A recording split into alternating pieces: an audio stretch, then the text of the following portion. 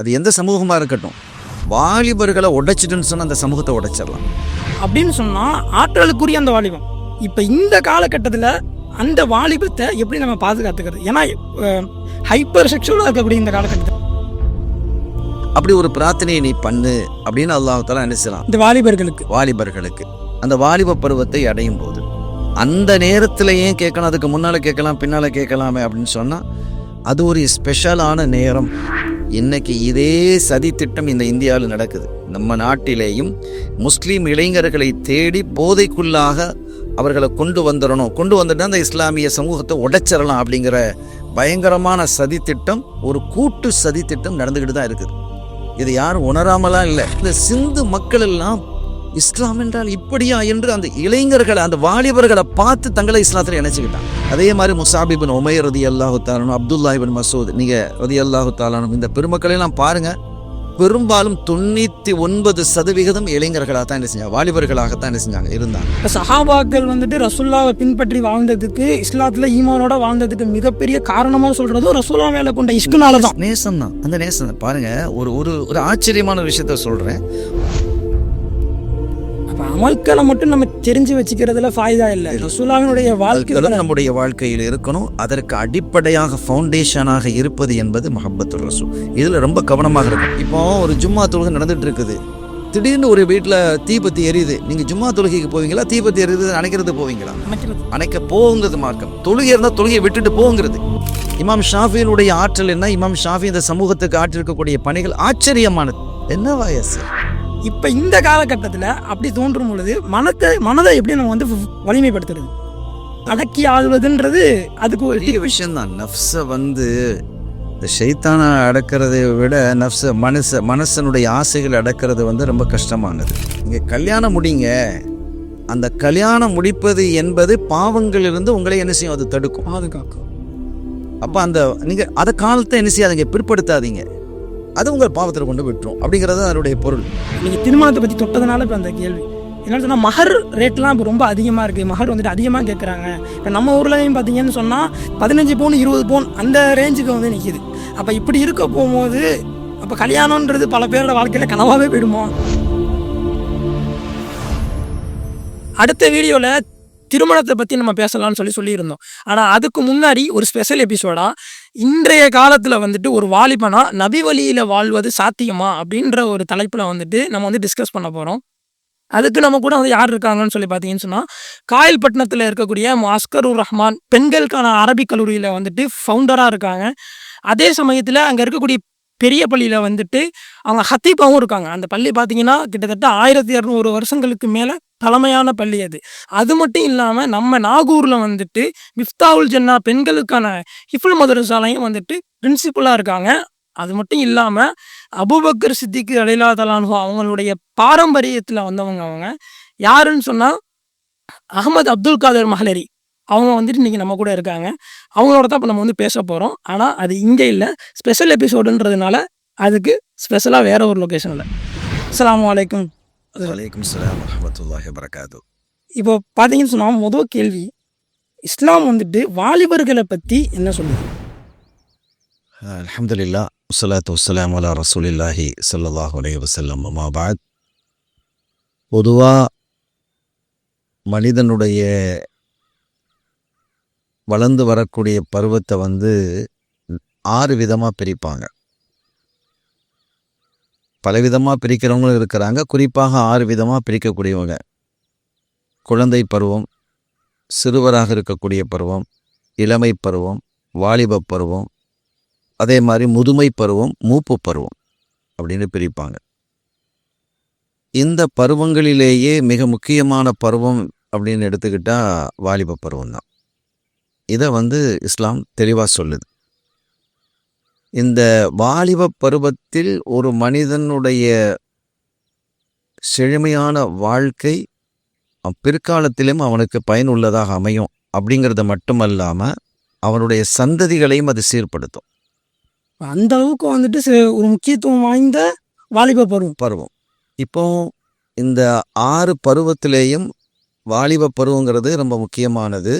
அதோடு மட்டுமல்லாமல் இந்த வாலிப பருவம் சரியாக இருக்குமே ஆனால் அவனுடைய முதுமை பருவம் மூப்பு பருவம் எல்லாமே நல்லா இருக்கும் என்பது மட்டுமல்லாமல் அடுத்து வரக்கூடிய அவனுடைய ஜெனரேஷனும் ரொம்ப அருமையாக இருக்கும் அப்படிங்கிறதுக்கு நிறைய சான்றுகள் இருக்குது.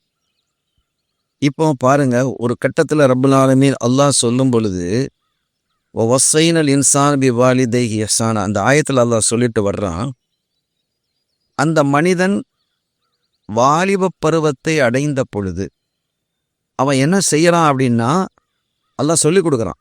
ரப்பி அவுஸிஅனி அன் அஷ்குர நிஅமதி கல்லதி அன்அம்த அலைய வ அலா வாலிதைய வ அன் அமல சாலிஹன் தர்லாஹு வஸ்லிஹ் லீ ஃபீ துர்ரியதி இன்னி துபுது இலைக்க வ இன்னி மினல் முஸ்லிமீன். ஒரு துஆவை கேட்குமாறு அல்லாஹ் சொல்றான்.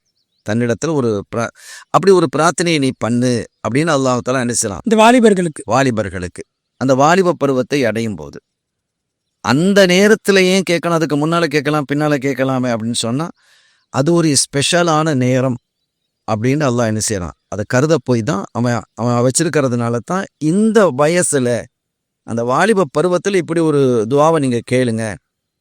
அப்படிப்பட்ட ஒரு இறைவா எனக்கு நீ உதிப்பாக்கு, இறைவா எப்படி உன்னுடைய அருளுக்கு நான் நன்றி செலுத்தணும், அதே மாதிரி எனக்கு நீ என்னென்னலாம் வழங்கியிருக்கிறாயோ அதே மாதிரி என்னுடைய பெற்றோருக்கு நீ வழங்கியிருக்கக்கூடிய இவைகளுக்காகவும் உன்னை நான் பொருந்தி கொள்ளக்கூடிய அளவுக்கு, நீ என்னை பொருந்தி கொள்ளக்கூடிய அளவுக்கு நீ உனக்கு பொருத்தமான வணக்க வழிபாடுகளில் நான் ஈடுபடுவதற்கும் என்னுடைய சந்ததிகள் சீரான சந்ததிகளாக வளருவதற்கும் நான் உன்னிடத்தில் பாவம் ஒருவேளை செஞ்சால் அதை நான் தௌபா செய்கிறதுக்கும் இதற்கெல்லாம் எனக்கு நீ ஒரு இல்ஹாம், ஒரு உதிப்பை நீ ஏற்படுத்து அப்படின்னு அல்லாஹ் என்ன செய்கிறான். அந்த பருவத்தை தான் அல்லாஹ் சொல்கிறான்.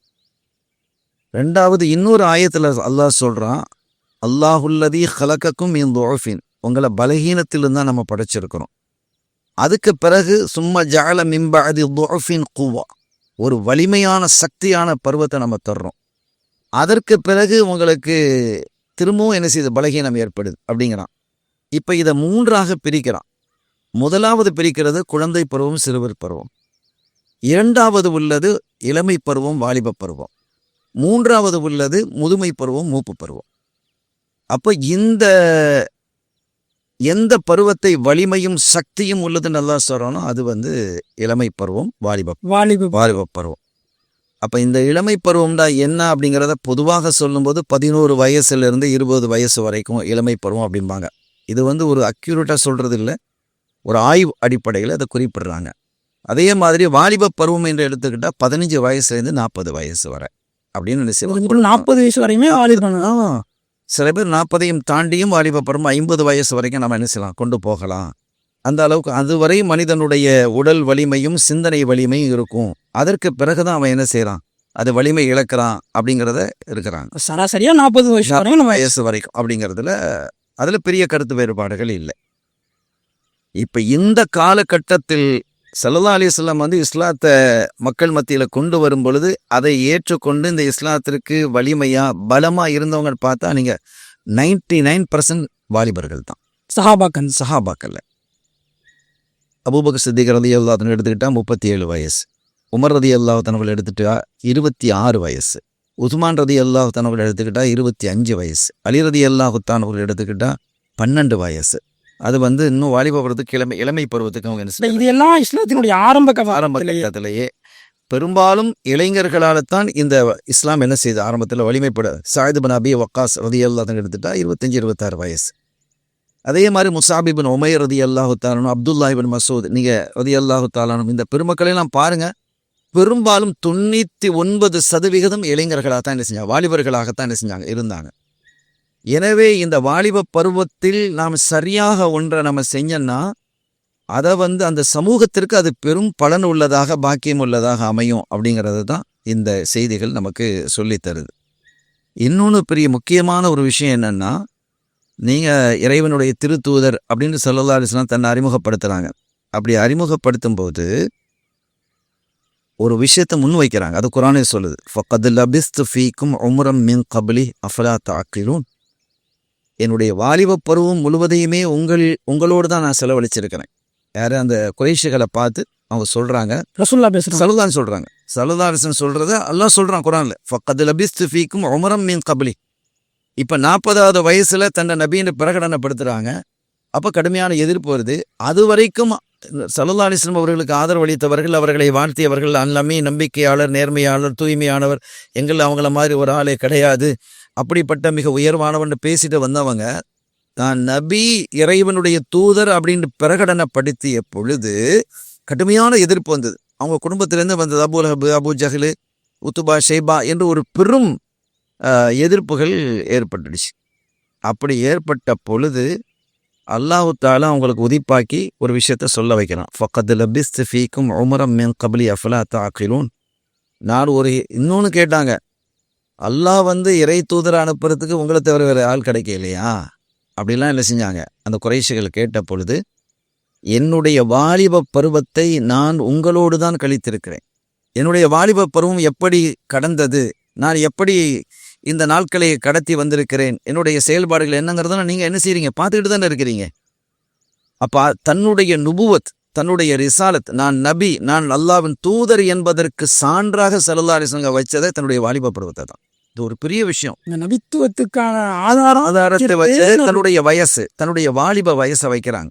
ஏன்னா மற்ற வயசை பொறுத்த வரைக்கும் சின்ன வயசு, சின்ன பிள்ளை அப்படிங்க. வாலிப பருவங்கிறது பெரிய தடுமாற்றம் ஏற்படக்கூடிய ஒரு வயசு தான். பல்வேறு பிரச்சனைகள் வர்றது, ஒரு நிலை கொள்ளாத ஒரு பருவம். அது ஒரு ஸ்டாண்டர்டாக எடுக்க முடியாத ஒரு நிலை. இப்படியா அப்படியா, அதை பார்த்து அங்கே போகணும், இதை பார்த்து அங்கே போகணும், அதை பார்த்து அதை வாங்கணும், இதை பார்த்து இதை வாங்கணும், இதை உடனே செய்யக்கூடிய ஒரு பருவம். ஆனால் அதில் ஒரு நிலைப்பாடான, ஒரு வலிமையான, உறுதிமிக்க ஒரு மனிதனாக வளர்ந்துட்டான்னு சொன்னால் அவன் காலமெல்லாம் சக்ஸஸ்ஃபுல்லாக அவனுடைய வாழ்க்கை இருக்கும். அப்படிங்கிறது தான் இதன் மூலமாக இஸ்லாம் நமக்கு என்ன செய்கிறது, சொல்லுகிறது. அப்போ அபூ குபைஸ் மலையின் மீது இருந்து தன்னை நபி, நான் இறைவன் நபி என்று சொல்வதற்கு முன்னால் ஒரு விஷயத்த சொல்கிறாங்க. இந்த மலைக்கு பின்னால் ஒரு படை உங்களை தாக்க வருது அப்படின்ட்டு நான் சொன்னால் நீங்கள் நம்புவீங்களான்னு கேட்குறாங்க. இந்த பக்கத்தில் நிற்கிறாங்க மக்கள். கண்டிப்பாக நம்புவோம், ஏன்னா நீங்கள் அப்படி தான் எங்களோட வாழ்ந்துருக்கிறீங்க. அவங்களே ஒத்துக்கொடுறாங்க. உண்மையாளர்ன்றது நம்பிக்கையாளர், தூய்மையாளர், ஒருபோதும் உங்கள்கிட்ட நாங்கள் பொய்யை பார்த்ததே இல்லையே, ஒருபோதும் நீங்கள் பொய்யை சொல்ல மாட்டீங்க அப்படின்னு சொல்லும்போது தான் அப்போ எதை முன் வச்சிருக்கிறாங்க, தன்னுடைய வாலிப பருவத்தை தான் முன் வச்சாங்க. தன்னுடைய வாழ்க்கையிலையும் குறிப்பாக வாலிபத்துவம் அப்போ என்ன செஞ்சாங்க, அதுக்கு பிறகு அவங்க என்ன செஞ்சாங்க, நான் தன்னை நபி இறைவனுடைய தூதர்னு சொல்லும்போது அவங்க ஏற்றவங்க ஏற்றாங்க, மறுத்தவங்க மண்ணெல்லி போட்டாங்க. இப்படி பல விதமாக நடந்தது. அது செய்தி வேற. நாம் என்ன சொல்ல வர்றோம் அப்படின்னா, இந்த வாலிப பருவம் என்பது இஸ்லாமிய பார்வையில் மிக முக்கியமானது, உன்னதமானது, அற்புதமானது. ஒரு விஷயத்தை கட்டமைத்து எழுப்புவதற்கு மிக சரியான பருவம் என்பது வாலிப பருவம் தான். நீங்கள் நபிமார்களை பாருங்களேன். நபிமார்கள்லாம் என்ன பெரிய வயசான பிறகு அல்லாஹ் அனுப்பினா இல்லை. பெரும்பாலான நபிமார்கள் எல்லாருமே வாலிபர்கள் தான். இப்போ இப்ராஹிம் அலைஹிஸ்ஸலாம் அவங்க இந்த சிலைகளுடைய விஷயத்துல எல்லாம் குர்ஆன் சொல்லும்போது சில உடைச்சாங்க அப்படின்னு. அப்புறம் யார் இதுன்னு அந்த காலத்தில் அரசன் கேட்குறான், அந்த நம்ரூது கேட்குறான். அப்போ அவங்க சொன்னாங்க, காலு சமியானா ஃபத்தை யதுகுருஹும் யுகாலு லஹு இப்ராஹிம். இந்த இப்ராஹிம் என்று சொல்லக்கூடிய ஒரு வாலிபர் தான் இதை செஞ்சிருப்பாரு அப்படின்னு குர்ஆனை சொல்லி காட்டுது. அப்போ மூசா அலைஹிஸ்ஸலாம் அவர்களும் வாலிபராக தான் இருந்தாங்க அப்படிங்கிறதெல்லாம் குர்ஆன்ல என்ன செய்யுது, இடம்பெறுது. அப்போ இது எல்லாமே நபிமார்களில் பெரும்பாலானவர்கள் வாலிபர்களாக இருந்திருக்கிறாங்க. நூஹ் அலைஹிஸ்ஸலாம் அவங்கள சொல்லும்போது அவங்களுக்கு 200 வயசுல தான் அவங்களுக்கு நபித்துவம் வந்தது அப்படின்னு சொல்லும்போது, அந்த காலகட்டத்தில் 200 வயசு தான் வாலிப வயசு. ஏன்னா ஆயுள் காலம் ரொம்ப நீளம். 1000 தாண்டிய வயசுகள், 1000 தொட்ட வயசுகள் அல்லது 1000 தாண்டிய வயசுகள் வந்ததுனால 200 வயசை கடக்கும் பொழுது தான் அந்த வாலிப வயசாக அது என்ன செய்கிறது, அந்த காலத்தில் பார்க்கப்பட்டது. ஆக பெரும்பாலான நபிமார்கள் வாலிபர்களாக இருந்திருக்கிறாங்க. பெரும்பாலான இஸ்லாத்தை வலிமைப்படுத்திய பெரும்பாலான சஹாபிகள் வாலிபர்களாக இருந்திருக்கிறாங்க. ஏன்னா வாலிப பருவம் ரொம்ப முக்கியம் வாய்ந்ததுங்கிறத குர்ஆன் நமக்கு பேசுது, இஸ்லாமும் நமக்கு அதை சொல்லி காட்டுது. இப்போ வாலிபத்தை நீங்கள் இந்த அளவுக்கு பெரிய அளவில் நீங்கள் சொல்கிறீங்க. அல்லாஹ் அந்த வாலிபத்தை நேசிக்கிறான்.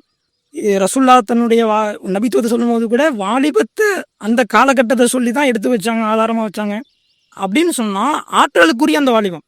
இப்போ இந்த காலகட்டத்தில் அந்த வாலிபத்தை எப்படி நம்ம பாதுகாத்துக்கிறது? ஏன்னா ஹைப்பர் செக்ஷுவலாக இருக்கக்கூடிய இந்த காலகட்டத்தில் எங்கே பார்த்தாலும் அசிங்கங்களும் ஆபாசங்களும் ஒரு கவர்ச்சியாக இருக்கக்கூடிய இந்த காலகட்டத்தில் தடுமாற்றம்ன்றது ஒரு வாலிபனுக்கு ஏற்படக்கூடியது தான்.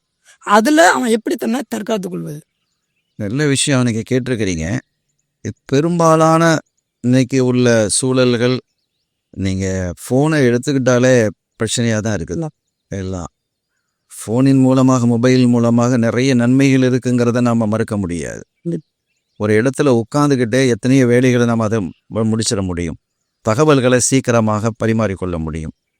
நிறைய விஷயங்களை கல்வியை அதிலிருந்து தேடிக்கொள்ள முடியும். இதெல்லாம் நம்ம மறுக்க இல்லை. ஆனால் அதையும் தாண்டி மனிதனுடைய மனம் கெட்டு போவதற்கான எல்லா வழிவகைகளையும் அதே மொபைல் செய்கிறது. இப்போ அந்த வாலிப பருவத்தில் இந்த மாதிரி காரியங்கள் செய்கிறது அதிகமாக இருக்கும் மற்ற காலங்களை விட. சின்ன பிள்ளைகள்னா ஒரு கேமை விளையாடிட்டு போயிடும். பெரியவர்கள் இருந்தால் அவங்களுக்கு உண்டான என்ன செய்வாங்க, வயோதிகத்தில் ஏதாவது பழைய போதனைகள் இருந்தால் அது என்னதை பார்த்துட்டு இருப்பாங்க. ஒரு சிலர் விதிவிலக்காக இருக்கலாம். ஆனால் பெரும்பாலான இளைஞர்கள் என்று வரும்பொழுது அவங்களுக்கு இதில் ஈர்ப்பு அதிகமாக இருக்கும். இது இயல்பு கண்டிப்பாக. அப்போ அதை விட்டும் அவன் என்ன செய்யணும், தன்னை பாதுகாக்கணும் அப்படின்னு சொன்னால் நல்ல போதனைகள் அவர்களுக்கு வழங்கப்படணும். வளர்ந்து வரக்கூடிய காலகட்டத்திலேயே அவர்களை என்ன செய்யணும், சரியான முறையில் பண்படுத்தணும். அப்போ இளமை காலத்தில் அவர்களை சரியாக பண்படுத்தி அவர்களுக்கான நல்லொழுக்க கல்வியையும் அவர்களுக்கு வழங்கினா அவங்க வாலிப பருவத்தை என்ன செய்வாங்க, சீராக பயன்படுத்துவாங்க. அப்போ இந்த பொறுப்பு யார் மேலே சாட்டு? பெற்றோர், குறிப்பாக பெற்றோர். அதே மாதிரி சூழ இருக்கக்கூடிய நட்பு வட்டாரம். இப்போ ஒரு காலகட்டத்தில் இந்த சமூகத்தில் வாலிபர்களை, அது எந்த சமூகமாக இருக்கட்டும், வாலிபர்களை உடைச்சிட்டுன்னு சொன்னால் அந்த சமூகத்தை உடைச்சிடலாம். ஸ்பெயினை 500 வருஷம் இஸ்லாம் என்ன செஞ்சுருக்குது, ஆண்டு இருக்குது. இன்றைக்கி ஸ்பெயினில் எங்கே இருக்குது இஸ்லாம்? தாரிக்கு உள்ளே போனார். உள்ளே போய் என்ன செஞ்சார், அப்படி அற்புதமாக என்ன செஞ்சார், மக்களுக்கு வழிகாட்டினார். அதற்கு பிறகு இந்த இஸ்லாம் அங்கே இல்லாமல் போயிடுச்சு. அதற்கான அடிப்படை காரணம் என்னங்கிறத ஆய்வு பண்ணும்போது அந்த அந்த வாலிபர்களுக்கு, இளைஞர்களுக்கு மது பழக்கத்தை அவங்க என்ன செஞ்சாங்க, சதிகாரர்கள் ஏற்படுத்தினாங்க. இன்னைக்கு இதே சதி திட்டம் இந்த இந்தியாவில் நடக்குது. நம்ம நாட்டிலேயும் முஸ்லீம் இளைஞர்களை தேடி போதைக்குள்ளாக அவர்களை கொண்டு வந்துட்டு அந்த இஸ்லாமிய சமூகத்தை உடைச்சிடலாம் அப்படிங்கிற பயங்கரமான சதி திட்டம், ஒரு கூட்டு சதி திட்டம் நடந்துக்கிட்டு தான் இருக்குது. இது யாரும் உணராமலாம் இல்லை, உணர்றோம். ஆனால் அதற்கான அதை எதிர்த்து போராடக்கூடிய மன வலிமையும் சக்தியும் நம்மகிட்ட இருக்கணும். அதை உருவாக்கணும். அதை யாரால் பெரும்பாலும் உருவாக்க முடியும்னா வாலிபர்களால் தான் என்ன செய்ய முடியும், உருவாக்க முடியும். அவங்க ஒன்றுபடணும். அவங்களுக்குன்னு ஒரு தலைமை இருக்கணும். அந்த தலைமைக்கு கீழே என்ன செய்ய கட்டுப்படணும். இயல்பாக இந்த துனியாவினுடைய உலகினுடைய ஆசைகள் வருவது, நீங்கள் இந்த செக்ஸுவலாக நீங்கள் இதை சொல்லும்போது இது எல்லா காலத்திலையும் உள்ளது தான், எல்லா காலத்திலையும் இருந்திருக்குது. நான் ஒரு செய்தியை சொல்கிறேன் பாருங்கள், உங்களுக்கு அதிர்ச்சியாக இருக்கும். ஸல்லல்லாஹு அலைஹி வஸல்லம் அவர்கள்ட்ட ஒரு இளைஞர் வர்றார், ஒரு வாலிபர் வர்றார். வாலிபர் அவர் என்ன கேட்குறாருன்னா, இதல்லி பிஸினா யார சொல்லலாம், நாயகமே விபச்சாரம் செய்கிறதுக்கு எனக்கு அனுமதி தாங்கன்னு கேட்குறாரு. சஹாபிகள்லாம் உட்காந்துருக்குறாரு.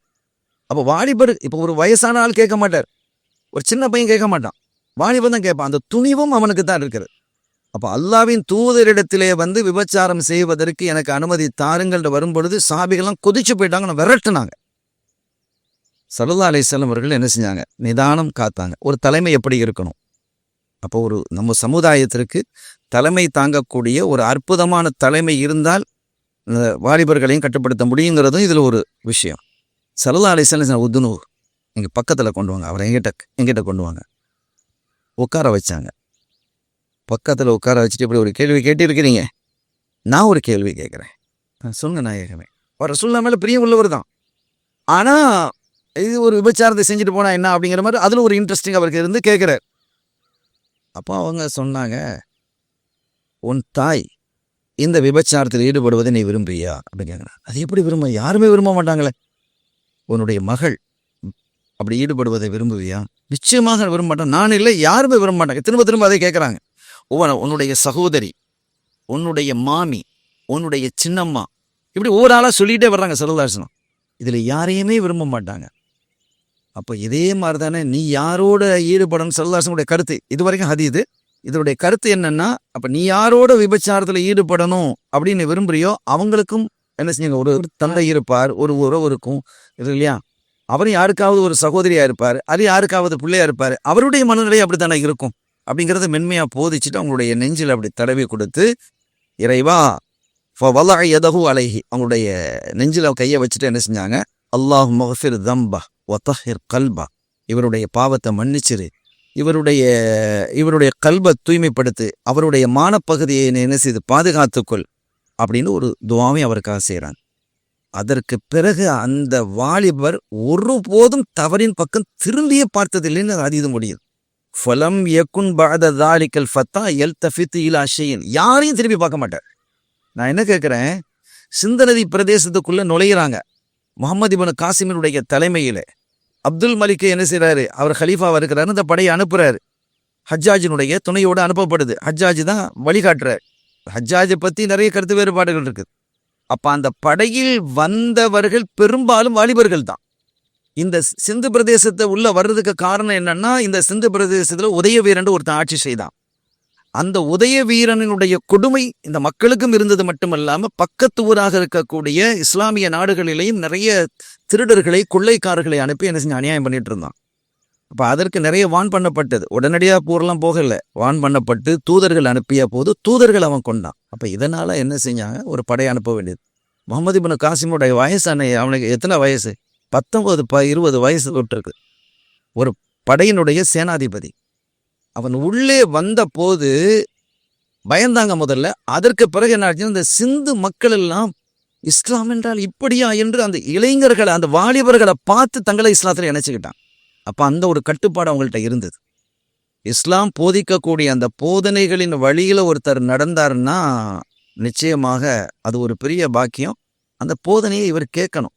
ஆனால் நீங்கள் சொன்ன விஷயத்தில் நான் ஒரு விஷயம் நோட் பண்ணேன். சுசலாசனாங்கிட்ட அந்த வாலிபர் வந்து எனக்கு இந்த பாவம் செய்ய அனுமதி கொடுங்கன்னு கேட்டப்ப அதனுடைய கருத்துக்கள்லாம் சொன்னீங்க. ஆனால் இந்த காலகட்டத்தில் இல்லாத ஒரு விஷயம் அந்த காலகட்டத்தில் நடந்திருக்குன்னா, ஒரு மனிதர் பாவம் செய்கிறாருன்னா அதை எடுத்துக்காட்டக்கூடிய விதத்தில் அவங்க எடுத்துக்காட்டி உணர்த்த வேண்டிய விதத்தில் உணர்த்தணும். ஆனால் அதுதான் இந்த காலகட்டத்தில் நம்ம சொல்கிறோம், சிறு வயதிலிருந்தே ஒரு போதனைகளை அவங்களுக்கு கேட்கணும். அதே மாதிரி அந்த மாதிரி இப்போ எத்தனையோ பயான்கள் எல்லா இடங்களையும் நடந்துக்கிட்டு தான் இருக்குது. அதில் போய் தன்னுடைய பிள்ளைகளை அமர வைக்கணும். அந்த வழிகாட்டுதல்களுங்க வேற எப்படி அவங்க அடைய முடியும் அந்த செய்திகளை. ஜும்மா பயான் நடக்குதுன்னா அவங்க தொழுகைக்கு தான் நிறைய பேர் வந்து சேர்றாங்க. அந்த பயானுக்கு முக்கியம் இருக்கு. அந்த மாதிரி ஒரு சூழ்நிலையை மாற்றணும். அப்போ அதற்கான ஒரு புரட்சியை நம்ம என்ன செய்யணும், கண்டிப்பாக வித்திடணும். வித்துட்டு அதை செய்து அந்த மக்களை அந்த லெவலுக்கு என்ன செய்யணும், கொண்டு வரணும். அப்படிங்கிறதான் இதை சொல்லுறோம். மொத்தத்தில் நீங்கள் சொன்ன அந்த மாதிரி பாவங்களிலிருந்து விடுபடுவதற்கான வழிவகை போதனைகளின் வழியாகவும் ஒரு நல்ல தலைமை அமர்ந்து அந்த தலைமை அழகான மென்மையான கனிவான வழிகாட்டுதலையும் செய்யும் பொழுது நிச்சயமாக என்ன செஞ்சிடும், அந்த சமுதாயம் தவறுங்கிறது எங்கேயோ ஒரு இடத்துல நடைபெறத்தான் செய்யும்.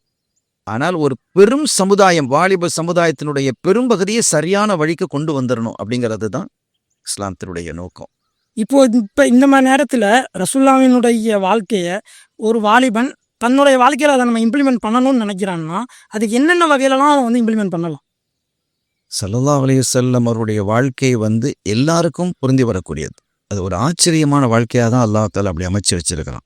அது சிறுவராக இருந்தாலும், இளைஞராக இருந்தாலும், வாலிபராக இருந்தாலும், மூப்பு வயதே அடைந்தாலும் கூட 60 வயசை தாண்டிட்டால் நம்ம என்ன செய்யணும், மூப்பு வயதுங்கிறோம். அதுக்கு முன்னால் முதுமை வயது அப்படிங்கிறோம். இப்போ எல்லா வயதையும் ஸல்லல்லாஹு அலைஹி வஸல்லம் தொட்டுட்டாங்க. எல்லா வயதையும் என்ன செஞ்சுட்டாங்க, தொட்டிருக்கிறாங்க. அப்போ எல்லா காலத்திலேயும் அவங்களுடைய நடைமுறைகள், போதனைகள் என்பது ரொம்ப அழகானது. அல்லாஹ்வினுடைய பேர் அருள் தான், ரஹமத்துன்னு தான் அல்லாஹ் சொல்கிறான். என்னுடைய முழு ரஹமத், என்னுடைய ரஹமத்தினுடைய முழுமையை நீங்கள் பார்க்கணுன்னா என்னுடைய ஹபீப் ஸல்லல்லாஹு அலைஹி வஸல்லம். அப்போ அப்படி ஒரு தலைமை நமக்கு கிடைத்திருக்கிறது என்பதை என்ன செய்யணும், முதல்ல இந்த இஸ்லாமிய வாலிபர்களுக்கு அதை உணர வைக்கணும். நீ அவங்கள பாரு. இப்போ இதுக்கு அடிப்படை என்னன்னா அவங்கள நேசிக்க வைக்கணும். ஸல்லல்லாஹு அலைஹி வஸல்லம் உலகத்தில் ஆயிரக்கணக்கான தலைவர்கள் தோன்றிருக்கிறாங்க, நபிமார்கள் தோன்றிருக்கிறாங்க. அவங்களெல்லாம் அல்லாஹ்வை நேசிக்கணும். யாரும் என்னை நேசியுங்கள், என்னை நேசியுங்கள், நான் நடப்பதை நீங்கள் என்ன செய்யுங்க, உங்களுடைய வழியாக நீங்கள் எடுத்துக்கங்கன்னு சொன்னது அவங்க மட்டும்தான். நீங்கள் பாருங்கள், என்ன நேசிங்கிறாங்க. என்ன நீங்கள் நேசிச்சிட்டிங்கன்னா, இப்போ உதாரணமாக ஒருத்தன் என்ன செய்யறான், ஒருத்தன் நடிகனை நேசிக்கிறான், அது ஒரு கிரிக்கெட் பிளேயரை நேசிக்கிறான். நேசிச்சுட்டு அவன் என்ன செய்கிறான், அவன் ஹேர் ஸ்டைல் என்ன வச்சுருக்கானோ அதை போல இவன் வைக்கிறான். அவன் என்ன பேட்டிங் பண்ணுறானோ அதே போல இவன் பண்ணுறான். அவன் ஷூ என்ன போட்டிருக்கானோ போட்டிருக்கிறான். இப்போ விளம்பரங்களிலாம் நடிகர் நடிகைகளை கொண்டு வந்து வைக்கிறாங்கல்ல, எதுக்காண்டு வைக்கிறாங்க? அப்போ அவங்கள அவங்கள ஃபாலோ பண்ணக்கூடியவங்க பல பேர் இருக்கிறாங்க. அப்போ எடே நம்ம நேசிக்கக்கூடிய நம்ம தலைவன் அப்படின்னு சொல்லிட்டு தானே போகிறான், தலைவன் தானே போகிறான். நம்ம சமுதாயமே இப்படி போகிறது தான் பெரிய வேதனை. உனக்கு கிடைக்காத ஒரு அளப்பெரிய ஒரு தலைமை கிடைச்சிருக்குது. நீ அதை பார்க்கறத விட்டுட்டு நீ யாரை பார்க்குற? அப்போ நீ வந்து அதை பார்க்கும்போது அந்த ஸ்டாரை அல்லது அந்த நடிகனை அல்லது அந்த விளையாட்டு வீரனை அவனை இந்த ட்ரெஸ் கொடுத்து பண்ணிக்கிறான், அவன் இந்த கொக்கா கோலா குடிக்கிறான், அவன் ஃபேண்டா குடிக்கிறான், அதனால் அது விற்பனை ஆகுது. அவனை நேசிக்கிறதுனால. இதே நேசம் ஸல்லல்லாஹு அலைஹி வஸல்லம் விஷயத்தில் வந்துடுச்சுன்னு வச்சுக்கோங்க, அப்போ அவங்க செஞ்சது இவனுக்கு வாழ்க்கையில் வந்து நேசத்தினுடைய வெளிப்பாடுன்றது அவங்கள அப்படியே நமக்கு பின்தொடர் வந்துருமா இல்லை. இப்போ பாரு, ஒரு இப்னு மசூத் ரலியல்லாஹு சஹாபிகள் அப்படி நேசிச்சாங்க. அதனால தங்களுடைய வாழ்க்கை முழுவதுமே பரிசுத்தமாகியது. என் தோழர்களில் நீங்கள் யாரை பின்பற்றினாலும் வெற்றி சொர்க்கம் அப்படிங்கிறாங்க ஸல்லல்லாஹு அலைஹி வஸல்லம்.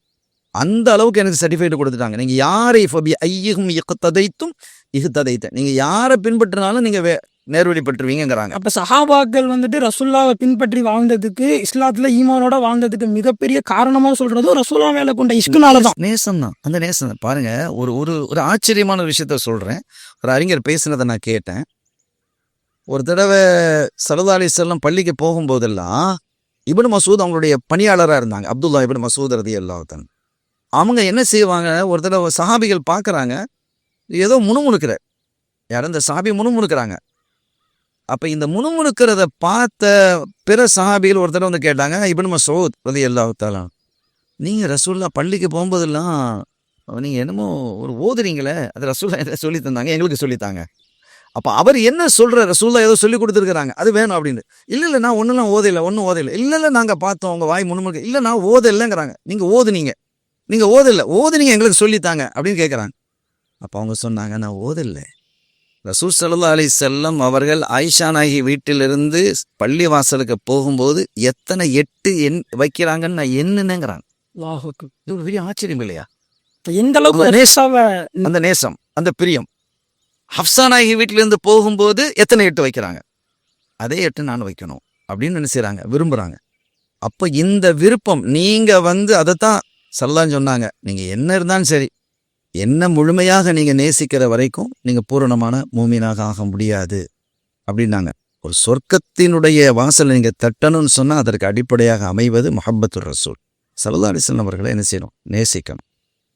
ஒரு தோழர் சின்ன வயசு தான், தல்ஹா சின்ன வயசு.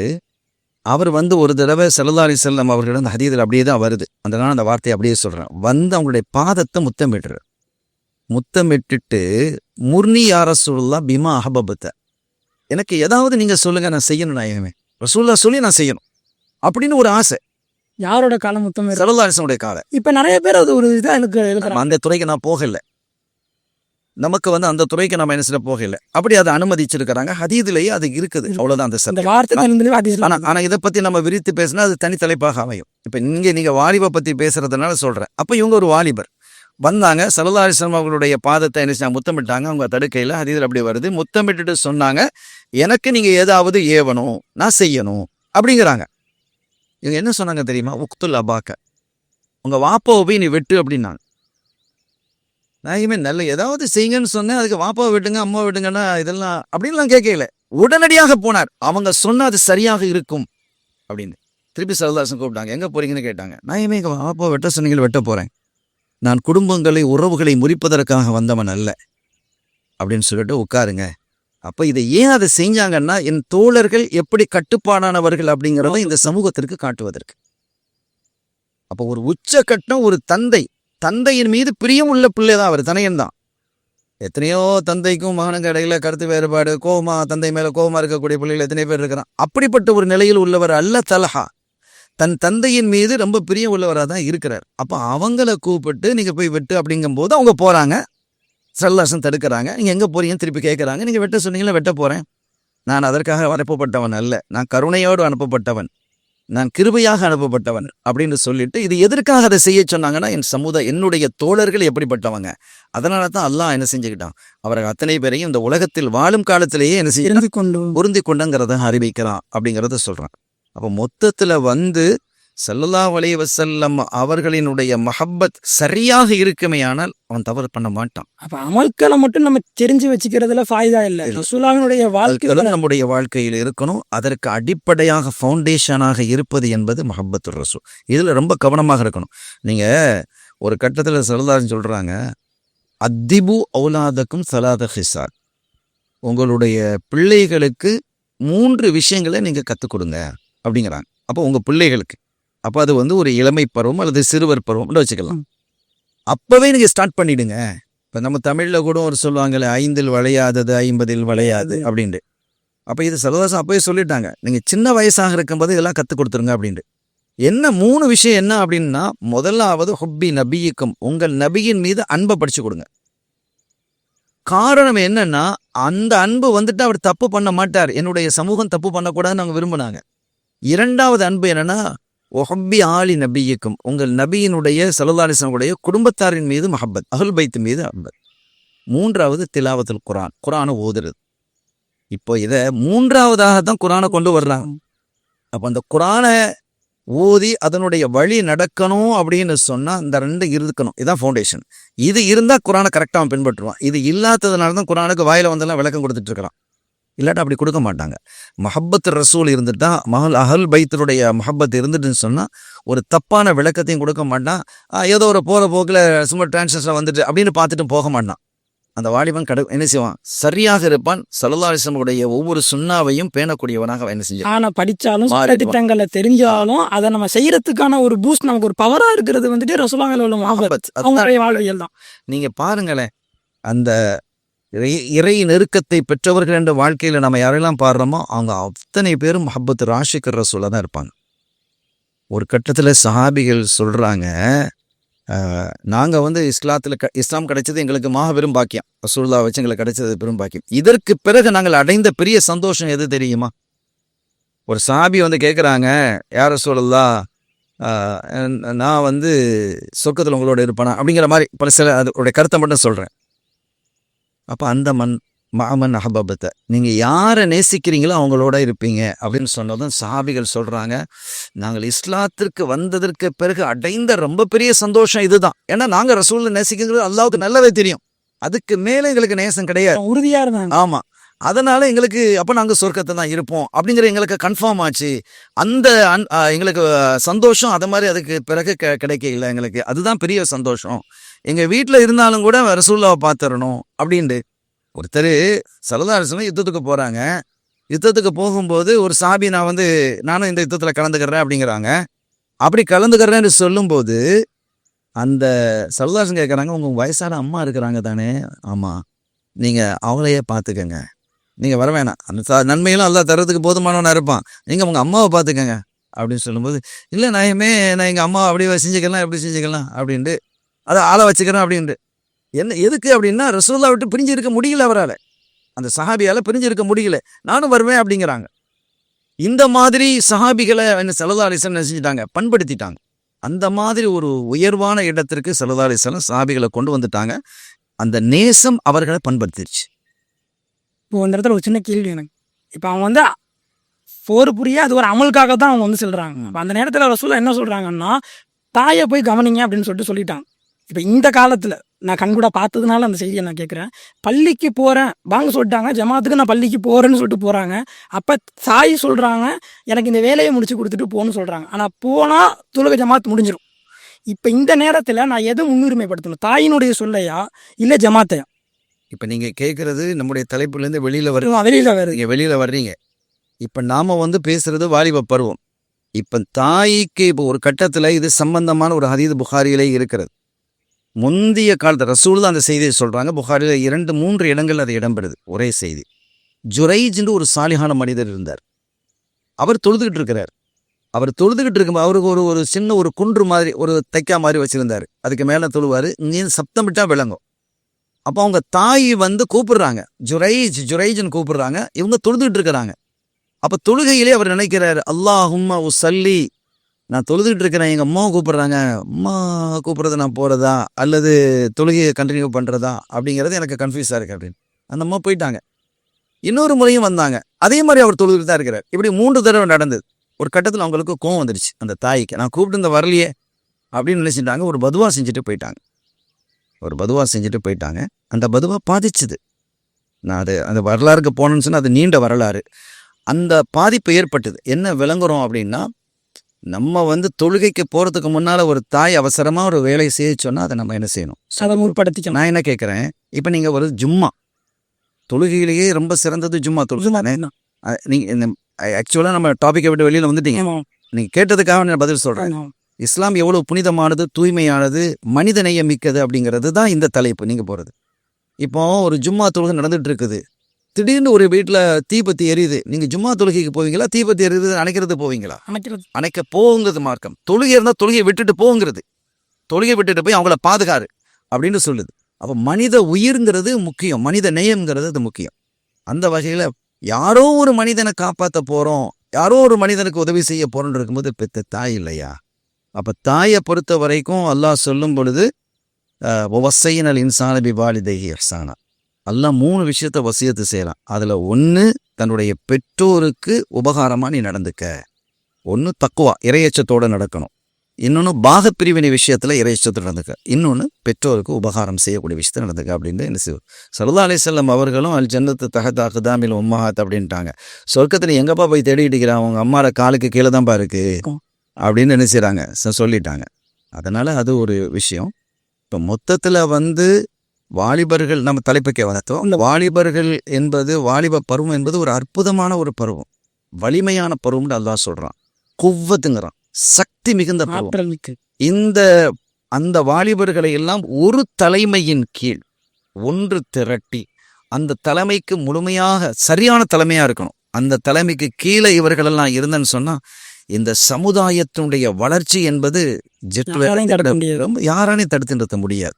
அப்படி ஒரு நிலையை தான் பார்த்தோம். நம்ம ஏற்கனவே சொன்ன மாதிரி இந்த சிந்து பகுதிக்குள்ள அந்த முஸ்லீம்கள் வந்த போது எவ்வளோ பெரிய படைகள் அவங்கள தடுத்து நிறுத்தியது, எதுவுமே செய்ய முடியல. இன்னும் சொல்ல போனால் சிந்து மக்களே ஆச்சரியப்பட்டு போனாங்க. ஒரு அபூர்வமான விஷயம் என்னன்னா, ஒரு பிரம்மாண்டமான அந்த மக்கள்லாம் பொதுவாக இன்றைக்கும் பார்க்குறோமில்ல, தங்களுக்கு எது பிரியமோ எது உயர்வோ அதை கடவுளாகவே கருதுறது, இதய தெய்வம் அப்படின்னு நம்புறது. ஒரு காலகட்டத்தில் ஒரு பிரம்மாண்டமான மாளிகை எழுப்பி அதனுடைய நடுவிலே இந்த முகமது இப்னு காசிமனுடைய சிலையையே, பளிங்கு சிலையை நிறுவனாங்க. அந்த சிந்து மக்கள் நிறுவுறாங்க, பளிங்கு சிலையை நிறுவுறாங்க. இது இவருக்கு தெரியாது, இந்த சேனாதிபதிக்கு தெரியாது. அப்போ வாலிபராக இருக்கிறார். அந்த சமயத்தில் இவருக்கு 25 வயசு இருக்கு, 24-25 வயசுக்குள்ள தான் இருக்கும். அவர் கேள்விப்பட்டு என்னமோ பெரிய பிரம்மாண்டமான மாளிகை கட்டுறாங்களாமே என்னங்கிறது பார்க்கறதுக்கு போறாரு. அவர் அப்போ ஆட்சி செஞ்சுட்டு இருக்கிறார் அந்த பகுதியை. சிந்து மக்கள் சேனாதிபதி வந்துட்டாங்க, வாழ்க வாழ்க வாழ்க நடக்குது, பெரிய வரவேற்பு கிடக்குது. அவர் உள்ளே போனார். உள்ளே போய் கடைசியில் ஒரு பகுதியில் எல்லாம் மக்கள் ரொம்ப அதிகமாக இருக்கிறாங்க. உள்ளே போய் பார்க்கும்போது தன்னுடைய உருவம் பளிங்கு சிலையில் இருக்குது. துடிச்சு போயிட்டார். எதை இஸ்லாம் கூடாது என்ற அடிப்படையில் கொண்டு வந்ததோ அதையே நீங்கள் வச்சிருக்கிறீங்கன்னு சொல்லி அந்த கடைசி வரைக்கும் அதை வேலை நடந்துகிட்டு இருந்து அங்கே ஒரு சுத்தியல் இருந்து அந்த சுத்தியாளர் அடித்து ஒட்டைச்சு தகர்த்தார். அப்போ ஒரு வாலிபன் என்னப்பா, நமக்கே சிலை வச்சுட்டாங்க அப்படின்னு பெருமை பாராட்டல, கோவப்பட்டார். இது இணை வைப்புக்கு கொண்டு வந்து விட்டுரும் அப்படின்னு சொல்லி உடைச்சி, ஒருபோதும் இதுக்கு நான் அனுமதிக்க முடியாது, இது இஸ்லாம் கடுமையாக கண்டிக்கிறதுன்னு அந்த மக்களுக்கு சொல்லிட்டு, அந்த மக்கள் என்ன சொன்னாங்க தெரியுமா? அதுதான் நீங்கள் ஆச்சரியம். அதான் அந்த வாலிப பருவத்தில் அந்த வாலிபர்கள் நடந்த விதம் அவங்கள அவ்வளவு பெரிய ஈர்ப்பில் ஏற்படுத்திச்சு. சேனாதிபதி அவர்களே, இந்த சிலையை உடைச்சிட்டீங்க, எங்கள் இதயங்கள் அத்தனை பேர் நீங்கள் சிலையாக உட்காந்துட்டு இருக்கீங்க, அதை எப்படி உடைப்பீங்கன்னு கேட்டாங்க. எல்லாம் சிந்து மக்கள், முஸ்லீம்கள் இல்லை. எங்கள் இதயங்களில் நீங்கள் அத்தனை என்ன செஞ்சுருக்கிறீங்க, சிலையாக நீங்கள் உட்காந்துருக்கீங்க, இதை எப்படி உடைப்பீங்கன்னுங்க. அவர் அப்படியே பதில் சொல்லாமல் என்ன செஞ்சிட்டாரு, போயிட்டார். அதுக்கு என்ன பதில் சொல்ல முடியும்? நான் என்ன சொல்ல வர்றேன்னா, அந்த வாலிபர்கள் அப்படி ஒழுக்கம் சீல மிகுந்தவர்களாக இருந்தார்கள் என்பதால் தான் இந்த இஸ்லாம் இவ்வளவு வேகமாக வளர்ந்தது. இன்னைக்கு 200 கோடி முஸ்லீம்கள் இந்த வையகத்தில் இருக்கிறாங்கன்னா, இஸ்லாம் இன்னைக்கு விரிவாக வளர்ந்ததுன்னா அதெல்லாம் அவங்க ஆற்றிய அந்த பணிகள். அதே மனப்பக்குவம் அந்த வாலிபர்களுக்கு, அந்த சஹாபிகளுக்கு, அந்த தாபியன்களுக்கு, தாபியன்களுக்கு, இமாம்களுக்கு. நம்ம இமாம்கள் அப்படின்னு பார்க்கும்போது பெரிய தாடி வச்சு, பெரிய தலப்பா கட்டி, பெரிய தாடிலாம் நரைச்சி அப்படின்னு ஒரு கற்பனையில் இமேஜ் கொண்டு வந்து இல்லை. நான் என்ன கேட்குறேன், இமாம் ஷாஃபி இருந்தாங்க. இமாம் ஷாஃபியினுடைய ஆற்றல் என்ன? இமாம் ஷாஃபி இந்த சமூகத்துக்கு ஆற்றிருக்கக்கூடிய பணிகள் ஆச்சரியமானது. என்ன வயசு? அவங்க வஃபாத் ஆகும்போது 52 வயசு தான். 52 வயசு. அவங்க வஃபாத் ஆகும்போது ஒரு 52 வயசு. 150 பிறக்கிறாங்க, 202 ஹிஜ்ரி 202 என்ன வஃபாத் ஆகிறாங்க. அது அரபு கணக்குப்படி. இன்னும் இந்த கணக்குப்படி, ஆங்கில கணக்குப்படி நம்ம பார்த்தோம், இப்போ நம்ம தானே பார்க்குறோம், இந்த கிபி கணக்குப்படி பார்த்தோன்னா 50 வயசு. அப்போ இவ்வளவு குறுகிய காலகட்டத்தில் இவ்வளவு பெரிய சாதனைகளை செஞ்சுருக்கிறாங்க. அவ்வளவு நேர்மை, ஒழுக்கம், பண்பு, வியாபாரத்தில் ஹராம் கலந்துடக்கூடாதுன்னு பார்க்குறாங்க. இப்போ இன்றைக்கி ஃப்ளைட்டில் நிறைய மக்கள் பறக்கும்போது உணவு கொண்டு தர்றான். அப்போ அங்கே கேட்குறான், இது ஹலால் ஃபுட்டாக தான் இருக்கும். இவங்களே மனசை பண்ணி வைக்கிறாங்க. பெரும்பாலான பெரியவர்களாக இருந்தால் அதை தவிர்ப்பாங்க. நீங்கள் பாருங்கள், தவிர்த்துருவாங்க. சிறுவர்களுக்கு எதுவும் தெரியாது. அப்போ வாலிபர்களாக இருக்கக்கூடியவர்கள் அது உண்மையாக நல்ல உணவு தானா, அந்த பக்கம் வரணும். அந்த பக்குவத்தை பெறுவதற்கு என்ன வழிங்கிறத நான் சொல்லிட்டேன். அழகான போதனைகள் வரணும், அழகான தலைமையில் வரணும், கட்டுப்படணும். சிறு வயதிலிருந்து அவர்களுக்கு சரியான போதனைகளை என்ன செய்யணும், அவங்களுக்கு கொடுக்கணும். அப்படி படிப்பினையோட கொடுத்தேன்னு சொன்னா வளர்க்கணும். அந்த மாதிரி ஒரு இதுக்கு வரும் அப்படிங்கிறத தான் நம்ம இதன் மூலமாக சொல்ல வரோம். இப்போ என்னன்னு சொன்னா, அப்ப சஹாபாக்கள் காலத்துல இருந்தும் சரி, தாபிகள் எல்லாருமே ரசூல்லாவை நேசிச்சாங்க ஒரு கட்டம். மார்க்க சட்டங்கள் தெரிஞ்சது ஒரு விஷயம், ஓகே. ஆனா என்னதான் தெரிஞ்சு இருந்தாலும் ஒரு சில கட்டங்கள்ல உள்ளத்துல அந்த பாவமான காரியங்கள், அந்த எண்ணங்கள் தோன்றும் தானே.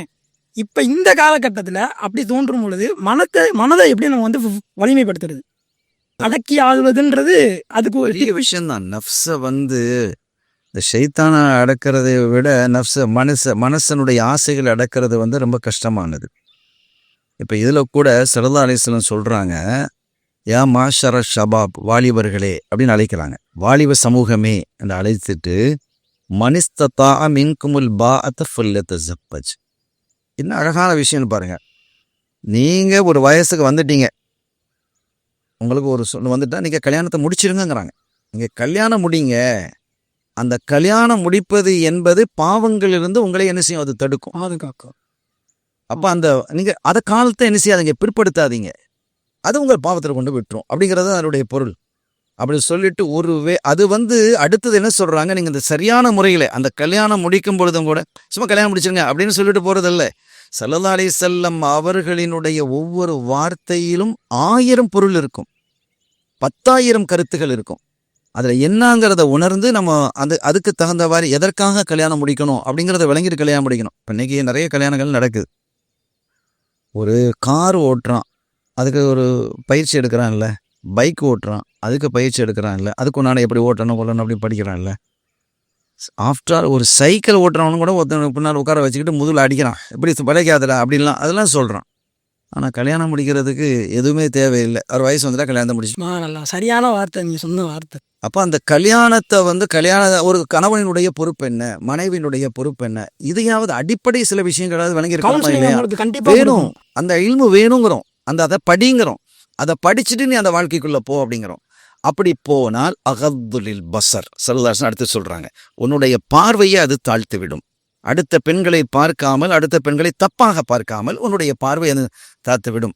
அதோடு மட்டுமல்லாமல் வஹ்சனுலில் ஃபர்ஜ், உன்னுடைய மானத்தை அது பாதுகாக்கக்கூடியதாக, மான உறுப்புகளை அது பாதுகாக்கக்கூடியதாக அமையும் அப்படின்னு சொல்லிட்டு, ஒரு வேளை அப்படி கல்யாணம் முடிக்கிறதுக்கான ஒரு பொண்ணு கிடைக்கல, உதாரணத்துக்கு வச்சுங்களேன், சரியாக கிடைக்கல, அல்லது அதுக்குண்டான ஒரு சூழல் அமையல, ஒரு மகர் கொடுக்கறதுக்கு உண்டான வசதிகள் எந்த மாதிரிலாம் அமையல அப்படின்னு வந்தால், நீ என்ன செய்யணும், முடியல, கல்யாணம் முடிக்கிறதுக்கான வாய்ப்பு அமையலன்னு சொன்னால் நீ பெரும்பாலும் நோன்பு வச்சு வா. அந்த நோன்பு என்பது உன்னை கட்டுப்பாட்டுக்குள் கொண்டு வரும் அப்படிங்கிறாங்க.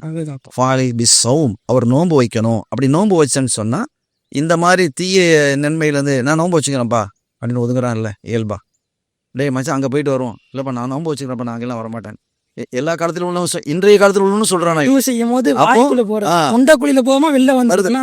அப்போ அந்த மாதிரி ஸல்லல்லாஹு அலைஹி வஸல்லம் சைக்காலஜிக்கலாக அழகாக சொல்லியிருக்கிறாங்க. அந்த உளவியல் ரீதியாக சில அழகான வழிகாட்டுதலை நமக்கு தந்துட்டாங்க. அதை நம்முடைய வாழ்க்கையில கொண்டு வரணும். அப்போ நோன்பு, உதாரணமாக திங்கக்கிழமை நோன்பு வைக்கிறது, கொஞ்சம் கூடுதலாக இருந்தால் திங்களும் வியாழன் நோன்பு வைக்கிறது, இப்படி வைத்து கொண்டு வந்தேன்னு சொன்னால் இதை அதுக்கு அடுத்தது இன்னொன்று என்ன செய்கிறாங்க, நீங்கள் இஸ்திக்ஃபார் அடிக்கடி செய்யுங்க. செஞ்சு பார்த்தா தெரியும். இந்த இதெல்லாம் வார்த்தைகள் அப்படி ஓதிட்டா அந்த சில ஸ்லோகங்கள் தானே. நிச்சயமாக வார்த்தைகள் என்பது மாற்றத்தை ஏற்படுத்தும். நான் என்ன கேட்குறேன், ஒரு தெருவில் போயிட்டு இருக்கிறான், டே எரும மாடு அப்படின்னு சொன்னால் கோவம் வருது இல்லை, வார்த்தை தானே அவனை கோவம் படி. நான் அடித்தேனா, அவனை துப்பாக்கி வச்சு சுட்டானா, ஒன்றும் இல்லையே, டே எரும மாடுன்னு சொன்னோன்னே அவனுக்கு கோவம் வருது இல்லை. அப்போ வார்த்தைகள் சிதேவி பிள்ளை சந்தோஷம் வருது இல்லை. அப்போ ஒரு வார்த்தையால் ஒரு மனிதனை சந்தோஷப்படுத்த முடியும், கோவப்படுத்த முடியும். அப்படின்னு இருக்கும்போது அல்லாஹ்விடத்தில் இஸ்திக்ஃபார் செய்யும் பொழுது அது மனதிலேயும் பெரிய மாற்றத்தை ஏற்படும். வார்த்தையினுடைய வெளிப்பாடுன்றது வார்த்தைக்கு அவ்வளோ முக்கியத்துவம் இருக்குது. இப்போ நான் நீங்கள் கல்யாணத்தில் வேற என்ன சொல்கிறீங்க, கபில் தூ முடிஞ்சு போச்சு கல்யாணம், அவ்வளோதானே உங்களுக்கு. மற்றதுக்கு இந்த சில முறைகள் வச்சுருக்குறோம். அவர் பொண்ணோட வாப்பா பொண்ணை என் பிள்ளையே உனக்கு இவ்வளோ மகருக்கு கல்யாணம் முடிச்சு தந்தானே, நீங்கள் என்ன சொல்கிறீங்க, கபில் தூன்னா அந்த ஒரு வார்த்தையில் தானே நீங்கள் முடிக்கிறீங்க. அந்த வாழ்க்கையை முறிக்கிறதும் தலாக்கு, நான் தலாக்கு சொல்லிட்டேங்கிற வார்த்தையில் தானே முடியுது. வாழ்க்கை தொடங்குவதும் முறிவதும் கூட அதில் தான் இருக்குது, வார்த்தை தான். அப்போ அதே மாதிரி இந்த வார்த்தைகளுக்கு இவ்வளவு சக்தின்னு இருக்கும்போது ஒரு மனசை கட்டுப்படுத்துறதுக்கு சில ஔராதுகள், சில விருதுகள், இஸ்திக்ஃபாரு, தஸ்பீஹு, சலவாத்து, குர்ஆன் ஓதுறது, ஸல்லல்லாஹு அலைஹி வஸல்லம் மீது புகழாக இருக்கக்கூடிய மௌலிது ஷெரீஃப் ஓதுறது, இந்த மாதிரி இவைகள்லாம் ஓதிட்டு வரும் பொழுது அது நம்முடைய கல்புகளை என்ன செய்யும், நிறைய மாற்றங்களை சுத்தங்களை ஏற்படுத்தும். அப்போ கேட்பாங்க, அடே இந்த சலவாத்தை ஓதிட்டாடா இந்த வார்த்தையை நீ பேசுகிற அப்படின்னு ஒரு பயம் வருது. ரசூலுல்லாஹ் மீது சலவாத்துன்னு சொல்லிக்கிறேன், இப்படிப்பட்ட ஒரு வார்த்தையை நீ பேசுறியடா, அட குர்ஆனையும் ஓதிக்கிட்டு இப்படி குர்ஆன் ஓதுற வாயால் எப்படி பேசுறியடா அப்படிங்கும்போது அந்த வார்த்தைகளுடைய முக்கியத்துவம் நம்ம இயல்பாகவே உணர்ந்திருக்கிறோம், ஆனால் அது வெளிப்படுத்த தெரியல.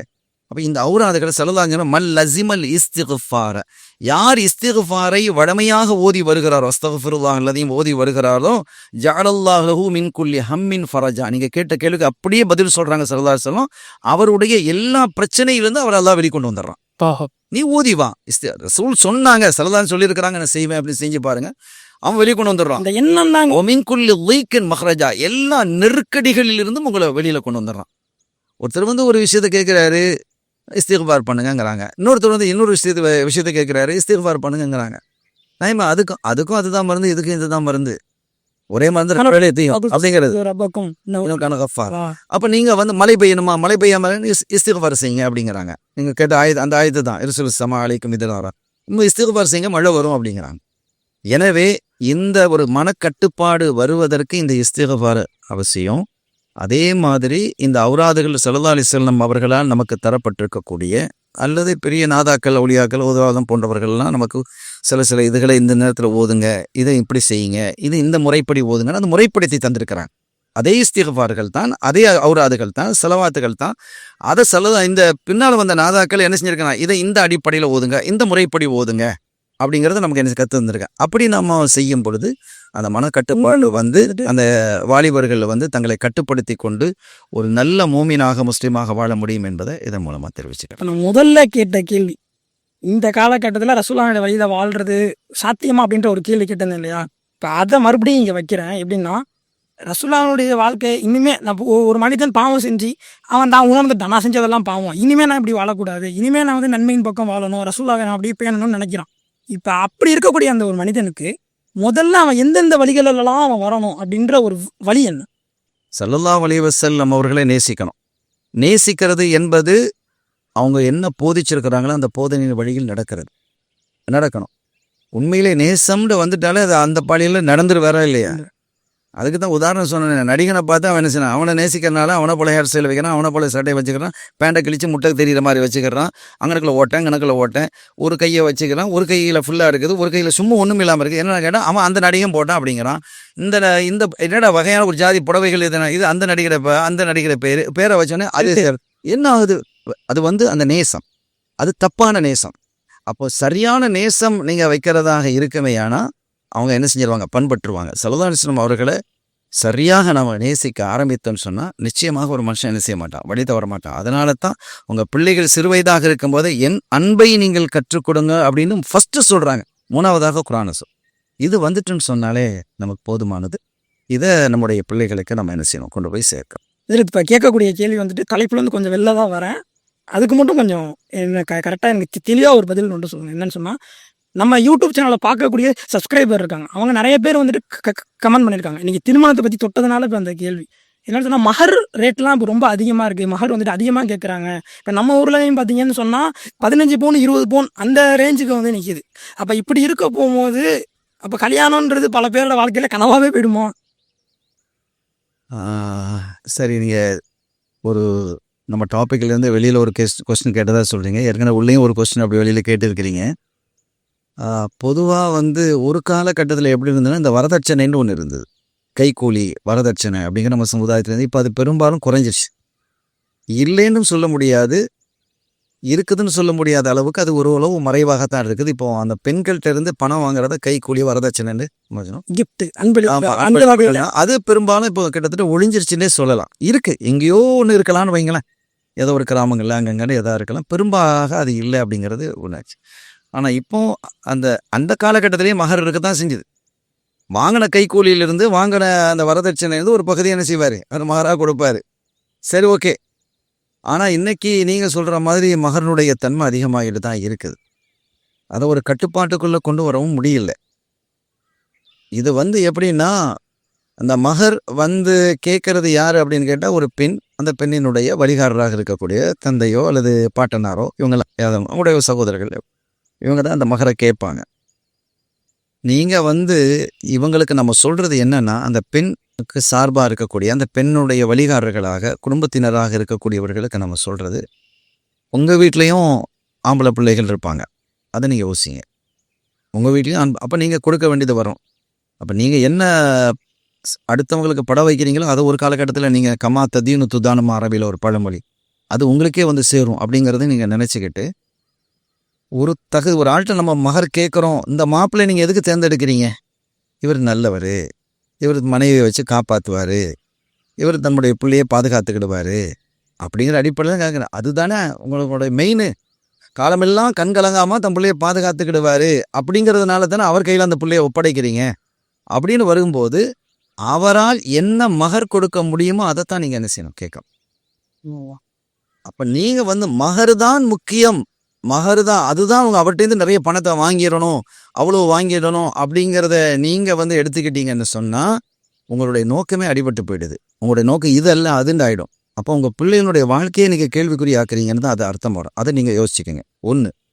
இரண்டாவது, நான் அறிஞ்ச வரைக்கும் பல இடங்களில் இப்போ நாங்கள்லாம் பார்க்கும்போது மகர் இவ்வளோ வேணும்னு பெண் வீட்டிலேருந்து கேட்குற மாதிரி எனக்கு தெரியல. எங்கள் ஊரை பொறுத்த வரைக்கும், பொறுத்த வரைக்கும் இவ்வளோ மகர் வேணும்னு பெண்கள் கேட்கறது இல்லை, இவங்களாகத்தான் கொடுக்கறது. இவங்களாக பார்க்குற பல ஊர்களில் நம்ம பார்க்குறோம், கீழக்கரை இந்த மாதிரி காயல்பட்டினம் இந்த மாதிரி ஊரில் பார்க்குறோம், அவங்களாக கொடுக்கறது. அந்த கொடுக்கக்கூடிய மகர் என்னங்கிறது பார்க்கும்போது சில இடங்களில் ஒரு நிதானமாக இருக்குது. ஆனால் சில வசதி படைத்தவர்கள் என்ன செய்கிறாங்க, பிரம்மாண்டமான அளவுக்கு பெரிய மகரை கொடுக்குறாங்க. அப்போ அதை கொடுக்கும்போது மற்றவங்க என்ன செய்கிறாங்க, இதை மாதிரி கொடுக்கணும் அப்படிங்கிற உந்துதல் அவங்களுக்கு ஏற்படுது. அப்போ வசதி படைத்தவர்கள் ஒரு நிதானமான சிந்தனையோடு யோசிக்கணும், நம்மை வைத்து வேறு யாரும் பாதிக்கப்பட்டுறக்கூடாது அப்படிங்கிற சிந்தனைக்கு அவங்க வரணும். இப்போ நம்ம இப்படி செய்கிறதுனால அது இல்லாமல் நீங்கள் மகர் இல்லாமல் அந்த மனைவிக்கு நீங்கள் எவ்வளோ வேணாலும் கொடுங்களேன், உங்களை யார் அது தெரிய போகிறது இல்லையே, சொத்தை எழுதி வைங்க, யார் வேணாம் சபையில வெளிப்படுத்தும் சபையில் நீங்கள் மகரண்டு கொண்டு வரும்போது அந்த இவ்வளோ கொண்டு வைக்கும்போது ரெண்டாவது இப்போ புதுசாக என்னன்னு கேட்டால் அந்த மகரம் எல்லாத்தையும் என்ன செய்கிற காட்டுறது தப்புன்னு நம்ம சொல்ல வரல. அந்த மகரை ஏதோ என்ன செய்கிறாரு, மாப்பிள்ளை என்ன செய்கிறாரு, பெண்ணினுடைய தந்தை இடத்துல மகரை ஒப்படைக்கிறாருன்னு சொல்லி அந்த நகையை காட்டுறீங்க. அது பெரிய கிலோ கணக்கில் இருக்குது. அந்த மாதிரி சில இடங்களில் பார்க்கும்போது ரொம்ப பயமாகவும் இருக்குது. அப்போ அதெல்லாம் ஒரு நீங்கள் சின்ன ஒரு மகராக இருந்தால் பிரச்சனை இல்லை. இவ்வளோ பிரம்மாண்டமாக கொடுக்கும்போது அடுத்தவர்களை இதை பாதிக்கும். இதே மாதிரி இது மகர் விஷயத்தில் மட்டும் நான் சொல்ல வரல, வரிசைகள் அப்படின்னு செய்கிறாங்க. முன்னாலெல்லாம் ஒரு சின்னதாக மாப்பிள்ளை வீட்டுக்கு அதை கொடுத்து விடுவாங்க, அல்லது பெண் வீட்டிலேருந்து ஒரு சின்ன ஒரு உணவுகளை பண்டங்களை கொடுத்து விடுவாங்க, சில ட்ரெஸ்ஸை கொடுத்து விடுவாங்க. இன்றைக்கி என்னென்னா அவங்க 45 தட்டு கொடுத்தாங்களாம், 60 தட்டு கொடுத்தாங்களாம். இது என்ன பேச்சுன்னு, யாருக்காக நீங்கள் செய்கிறீங்க? இது இஸ்லாம் இதை விரும்பல. அல்லாஹ் ரசூலும் விரும்பாத ஒரு விஷயத்தை உங்களுடைய விருப்பத்துக்காக உங்களுடைய நஃப்ஸுக்காக நீங்கள் அதை செய்கிறீங்களா? அது எவ்வளோ பெரிய பாதிப்பை ஆசிரத்தில் உங்களுக்கு ஏற்படுத்துங்கிறது நீங்கள் பயப்படணும். இந்த மாதிரி இப்போ அவங்க அத்தனை கொடுத்துட்டாங்களே, அவங்க ஒரு 30 கொடுத்த வரைக்கும் நாம் ஒரு 20 கொடுத்தா தானே, குறைஞ்சபட்சம் நம்ம ஒரு 20 கொடுக்கணுமே அப்படிங்கிற ஒரு அந்த சிந்தரிக்கக்கூடாது. ஆனால் அந்த சிந்தனையை தூண்டுனது நீங்கள் தான். அதுக்கு நீங்கள் அடிப்படையாக ஒரு காரணமாக ஒரு வழியாக நீங்கள் என்ன செஞ்சுட்டு ஆகிட்டீங்க அப்படிங்கிறத இந்த மாதிரி கொடுக்கக்கூடியவங்க தங்களை கொஞ்சம் நிதானப்படுத்தி கொள்ளணும். ஒரு வாழ்க்கை அழகாக அமைவதற்கு என்ன வழி இருக்குதோ அதை தேடணும். செல்வம் செல்வத்தோடு தேடணும்னு நினைக்காதீங்க, நல்ல குணத்தோடு சேரணும் அப்படிங்கிற மாதிரி சிந்தனையிலேயே பிள்ளைகளுக்கு வாழ்க்கையை அமைச்சு கொடுக்கணும் அப்படிங்கிற ஒரு அட்வைஸையும் இதன் மூலமாக நான் சொல்லிக்கிறேன். அல்ஹம்துலில்லாஹ், கேட்கப்பட்ட எல்லா கேள்விக்கும் நல்ல முறையில் தெளிவாக புரிகிற விதத்தில் எங்களுக்கு நீங்கள் எடுத்து சொல்லியிருக்கீங்க. அல்ஹம்துலில்லாஹ், இது போன்ற அடுத்த பல நிகழ்ச்சிகளில் இன்ஷா அல்லாஹ் நம்ம சந்திப்போம். இது போன்ற பல இமாம்களோடு நம்ம பேச இருக்கோம் அடுத்தடுத்து. இன்ஷா அல்லாஹ் நீங்கள் பார்த்துக்கிட்டே இருப்பீங்க. அஸ்ஸலாமு அலைக்கும் வரஹ்மத்துல்லாஹி வபரகாத்துஹு. வலைக்கும் அஸ்ஸலாம் வரஹ்மத்துல்லாஹி வபரகாத்துஹு. அல்லாஹ் நம்மை பொருந்திக் கொள்வானாக. ஆமீன்.